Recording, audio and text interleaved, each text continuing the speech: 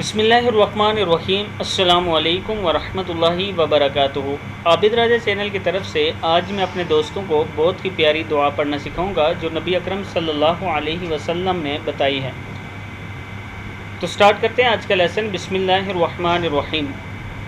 حضرت حزام بن حکیم بن حزام رضی اللہ تعالیٰ عنہ فرماتے ہیں کہ جب رسول اللہ صلی اللہ علیہ وسلم کسی چیز کو نظر لگنے کا اندیشہ محسوس فرماتے تو یہ پڑھتے: اللہم بارک فیہ ولا تضرہ۔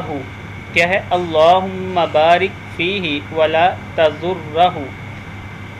حضرت انس بن مالک رضی اللہ تعالیٰ عنہ فرماتے ہیں کہ حضور اکرم صلی اللہ علیہ وسلم نے ارشاد فرمایا، جب کسی چیز کو دیکھ کر تعجب ہو تو یہ دعا پڑھ لیا کرے: ما شاء اللہ ولا قوت الا باللہ۔